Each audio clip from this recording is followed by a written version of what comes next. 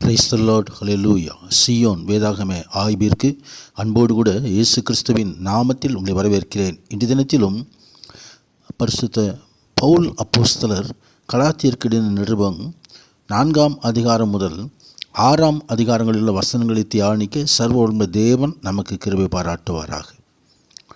4வது அதிகாரத்திலே, நீங்கள் புத்திரராய் இருக்கிறபடியினால் அப்பா பிதாபி என்று கூப்பிடத்தக்கதாக தேவன் தமது குமாரனுடைய ஆவியை உங்கள் இருதயங்களில் அனுப்பினார். ஆகையால் நீ இனி அடிமையாயிராமல் புத்திரனாயிருக்கிறாய். புத்திரனேயானால் கிறிஸ்து மூலமாய் தேவனுடைய சுதந்திரனுமாய் இருக்கிறாய் என்று சொல்லி அருமையான சத்தியத்தை இங்கே அப்போஸ்தலர் வெளிப்படுத்தி காட்டுகிறதை குறித்து பார்க்கிறோம். கர்த்தருடைய நாமத்துக்கு மகிமை உண்டாவது. இந்த அந்த சராசரங்களையும் இதோ கண்ணுக்கடங்காத எத்தனையோ கோள்கள், எத்தனையோ நட்சத்திர மண்டலங்கள் எல்லாவற்றையும் உருவாக்கின தேவன் நமக்கு தகப்பனாக நாம் அப்பா பிதாவே என்று கூப்பிடத்தக்கதான உரிமையை நமக்கு தந்திருக்கிறார். கர்த்தருடைய நாமத்துக்கு மகிமை உண்டாவதாக. ஆம், அதை பரிசுத்த ஆவியானவர் நமக்கு தருகிறதை குறித்து அங்கே அப்போஸ்தலர் வெளிப்படுத்தி காட்டுகிறதை நாம் பார்க்கிறோம். எனவே நாம் சுதந்திரராக இருக்கும்படி நாம் ஆண்டோடைய பிள்ளையாக இருக்கிறோம், புத்திரராக இருக்கிறோம். கர்த்தருடைய நாமத்துக்கு மகிமை உண்டாவதாக.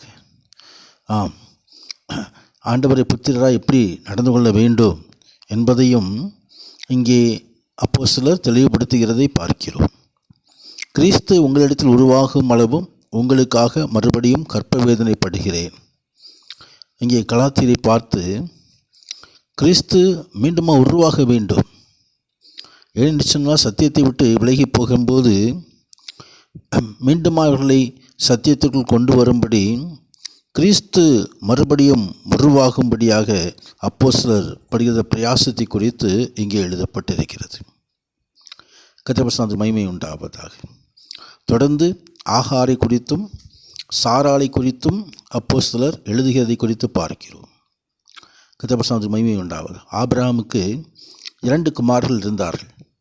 ஒருவன் அடிமையானவளிடத்தில் பிறந்தவன், ஒருவன் சுயாதீனமுள்ளவரிடத்தில் பிறந்தவன். அதைத்தான் அடிமையானத்தில் பிறந்தவன் இஸ்மவேலை குறித்தும் சுயாதீனமுள்ளவரிடத்தில் பிறந்தவன் என்பதை ஈசாக்கை குறித்தும் சொல்லுகிறதை நாம் பார்க்க முடியும். கர்த்தருடைய இவை இரண்டையும் 2 ஏற்பாடுகளுக்கு கொண்டு வருகிறார். ஒன்று சீனாய் மலையிலுண்டான ஏற்பாடு, பழைய ஏற்பாடு அடிமைத்தனத்திற்குள்ளாக கொண்டு போகிறது. அதைத்தான் ஆகாருக்கு ஒப்பிட்டு சொல்லுகிறார். இன்னொன்று மேலான எருசலேம், சுயாதீனம் உள்ளவள், புதிய ஏற்பாடு, அது கிருபைக்குள்ளாய் கொண்டு போகிறது. கர்த்தருடைய மகிமை உண்டாவதாக. எனவே நாம் ஆண்டவரது பிள்ளைகளாக சுதந்திரராய் நாம் கிறிஸ்துவின் சந்ததியராய் நாம் மாற்றப்பட்டிருக்கிறோம். ஈசாக்கை போல வாக்குத்தத்தத்தின் பிள்ளைகளாக இருக்கிறோம். கர்த்தருடைய மகிமை உண்டாவதாக. தொடர்ந்து 5வது அதிகாரத்திலே கிறிஸ்து தருகிறதான விடுதலை குறித்து அப்போஸ்தலர் எழுதுகிறார். கர்த்தர் மகிமை உண்டாவதாக. நீங்கள் மறுபடியும் அடிமைத்தனத்துக்கு நுகத்துக்கு உட்படாமல் கிறிஸ்து நமக்கு உண்டாக்கின சுயாதீன நிலைமையிலே நிலை கொண்டிருங்கள் என்று புத்தி சொல்கிறதை நாம் பார்க்க முடியும். கர்த்தர் மகிமை உண்டாவதாக. சில கலாத்தியர் இயேசு கிறிஸ்துவில் தங்கள் விசுவாசத்தை விட்டு விலகி நியாயப்பிரமாண சட்டங்களை கைக்கொள்ளும்படி தங்கள் விசுவாசத்தை மாற்றிவிட்டார்கள். அவர்கள் கிருபையிலிருந்து விழுந்து விட்டார்கள் என்பதை பவுல் அப்போஸ்தலன் சுட்டி காட்டுகிறார். கிருபையிலிருந்து விழுந்து விடுவது என்று சொன்னால் நாம் கிறிஸ்துவுக்கு அந்நியராகி விடுகிறோம். நம் கிறிஸ்துவோடு சொந்த இரட்சகராக ஏற்றுக்கொண்டு அவரோடு இணைந்து வாழ வேண்டுமானால் கிருபை அவசியமாக இருக்கிறது. கர்த்தர் மகிமை உண்டாவதாக. தொடர்ந்து ஆவிக்கேற்றபடியான வாழ்க்கை எப்படி வாழ வேண்டும் என்பதையும் அங்கே பவுல் அப்போஸ்தலர் கற்றுத்தருகிறதையும் நாம் பார்க்கிறோம். மாம்சம் ஆவிக்கு விரோதமாகவும் ஆவி மாம்சத்துக்கு விரோதமாகவும் இச்சைக்கிறது. நீங்கள் செய்ய வேண்டிய செய்யாதபடிக்கு இவைகள் ஒன்றுக்கொன்று விரோதமாக இருக்கிறது என்று சொல்லி மாம்சத்துக்குரிய வாழ்க்கை, மாம்சத்தின் சிந்தை அது மரணம், ஆவிக்குரிய சிந்தையோ ஜீவனும் சமாதானமுமா. கர்த்தர் மகிமை உண்டாவதாக. எனவே ஆவியினாலே பழித்திருந்தால் ஆவிக்கேற்றபடி நடக்கவும் கடவீர்கள். கிறிஸ்துவனுடைய தங்கள் மாம்சத்தை அதன் ஆசை இச்சைகளையும் சிலுவையில் அடைந்து விட்டார்கள்.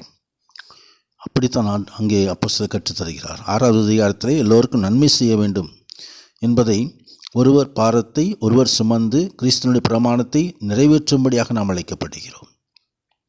கர்த்தர் மகிமை உண்டாவதாக. மாம்சத்துக்கென்று விதைக்கிறவன் மாம்சத்தின் அழிவை அறுப்பான், ஆவிக்கென்று விதைக்கிறவன் ஆவியினாலே நித்திய ஜீவனை அறுப்பான். நன்மை செய்கிறதில் சோர்ந்து போகாமல் இருப்போமானால் தளர்ந்து போகாமல் இருப்போமானால் ஏற்ற காலத்தில் அறுப்போம். கர்த்தர் மகிமை உண்டாகும். தொடர்ந்து கிறிஸ்துவங்கே பிரத்திசேதனம் அல்ல புது சிருஷ்டியே முக்கியம் என்பதையும் அப்போஸ்தலர் தெளிவுபடுத்தி காட்டுகிறார். கர்த்தர் மகிமை உண்டாகும். நானோ நம்முடைய கர்த்தராகிய இயேசு கிறிஸ்துவின் சிலுவையை குறித்து அல்லாமல் வேறொன்றையும் குறித்து மேன்மை பாராட்டாது இருப்பானாக. அவரால் உலகம் எனக்கு சிலுவையில் அடைந்திருக்கிறது, நானும் உலகத்திற்கு சிலுவையில் அடைந்திருக்கிறேன் என்று சொல்லி உலகத்தின் காரியங்களை வெறுத்து ஆண்டவருடைய ஆவிகிற பிரமாணத்தை பற்றி கொள்ளும்படி அழைக்கப்படுகிற நாம் இந்த நாளில் ஒப்புக் கொடுப்போம். உன்னதரான தேவனாய் கர்த்தர் நம்மையும் ஆவிக்கிற ஜீவியத்திலே ஸ்திரப்படுத்தி அவர்தாமே மகிமையான ஆசீர்வாதங்களை அருளி செய்வாராக. பரிசுத்த நாமத்திற்கு மகிமை உண்டாவதாக. ஆமேன், ஆமேன்.